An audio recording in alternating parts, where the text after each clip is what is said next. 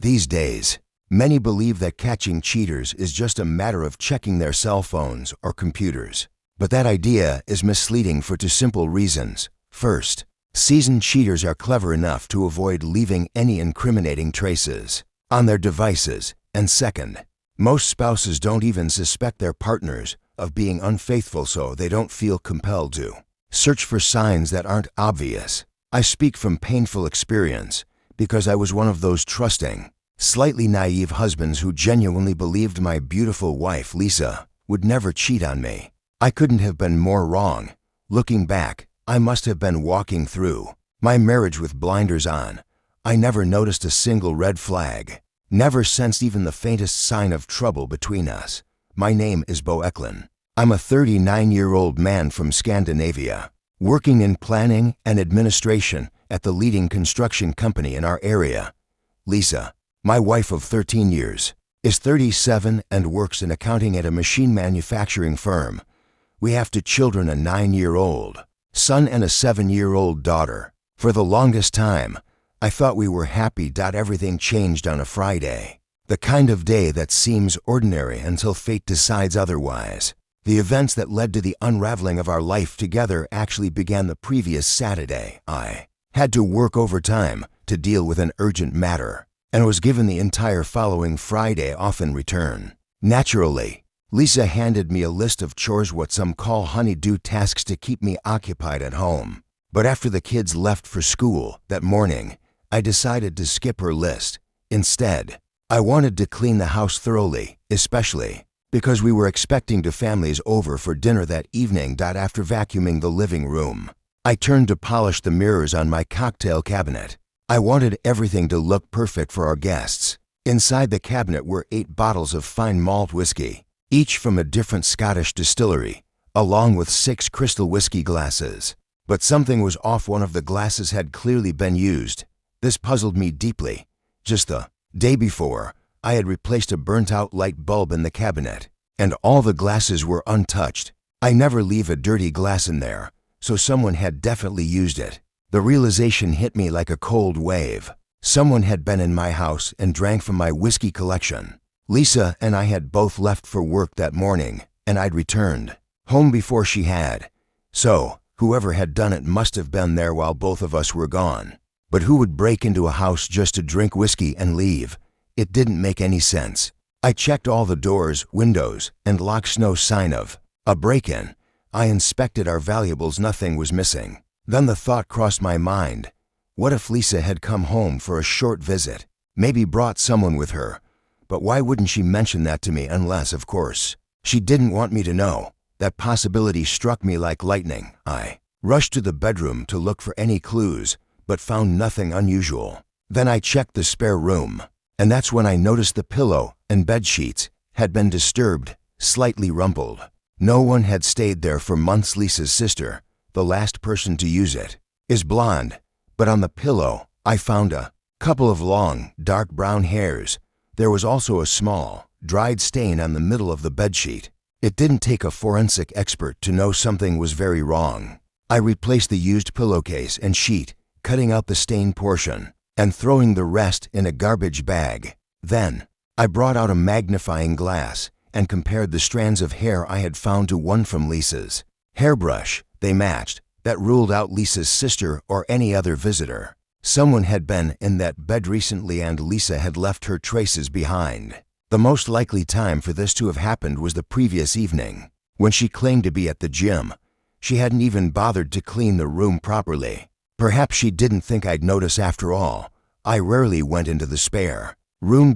If it hadn't been for that single dirty whiskey glass, I might have continued living in ignorance, thinking I was a happily married man. Lisa had never used a glass from that cabinet and left it dirty. That meant her lover had likely helped himself to a drink while waiting for her, perhaps unaware how much I noticed details like that.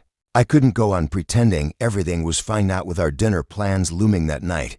I canceled both invitations, leaving our friends confused and surprised.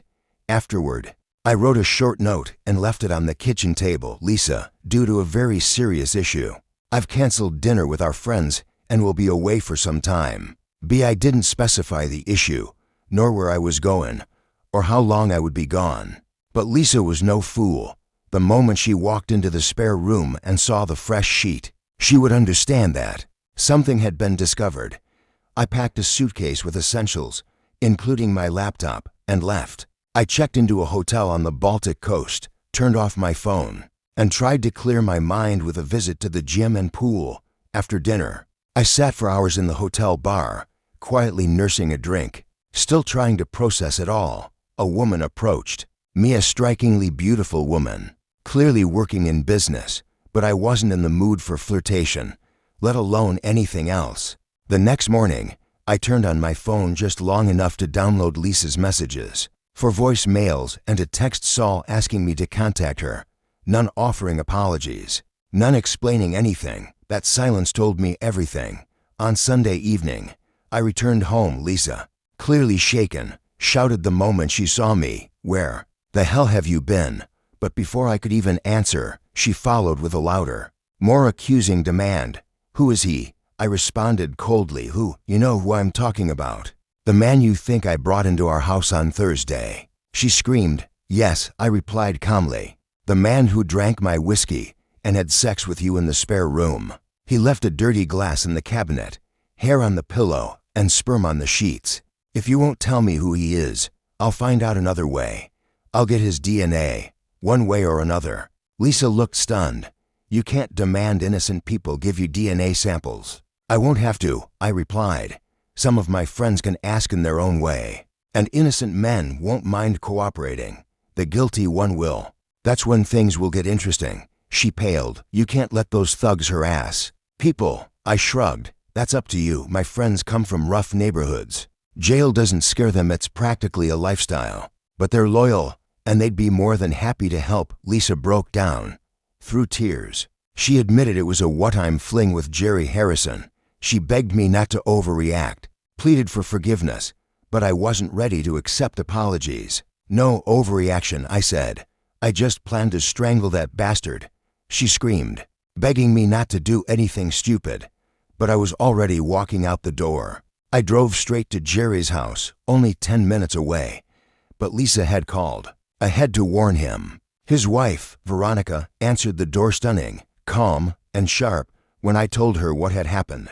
She simply said, "Thank you for telling me. If you have proof, Jerry will be gone tomorrow." She wasn't playing games. She asked if I had DNA evidence.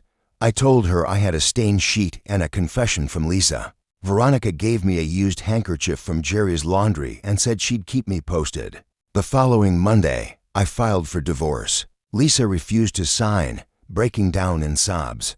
But when I played Jerry's recorded confession where he admitted to sleeping with Lisa 5 or 6 times, beginning at their office Christmas party, followed by a threesome at a seminar with a colleague named Joel Nylon, she stopped resisting. She signed the papers. Veronica, meanwhile, kicked Jerry out.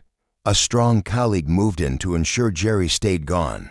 She later invited me to her wedding, having found love with the same colleague, and even promised to set me up with someone for the event. Lisa moved in with a man named Tony Ho, a jealous, violent divorcee, when she refused to give him the money from the sale of our house, money he had planned to use for a new BMW. He attacked her in front of our children. I couldn't allow that. Despite all that happened, Lisa is still the mother of my kids. I beat Tony so badly he ended up hospitalized with a broken collarbone, a fractured leg, and knee damage. Lisa moved out and bought her own place in a better neighborhood. We're not friends, but we can speak civilly now for the children.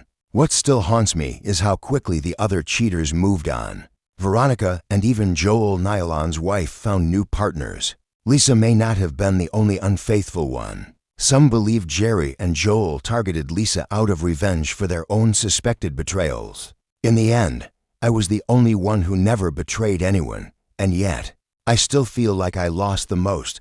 6 months have passed, and I remain emotionally shattered. My finances are strained from buying out Lisa's share of our house. I carry all the responsibility now. Everyone else seems to have moved on. But I'm still trying to find my balance, still trying to rebuild what was destroyed.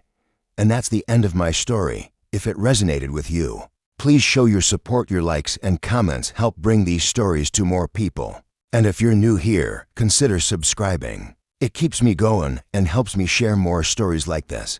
Thanks for listening. I'll see you in the next one.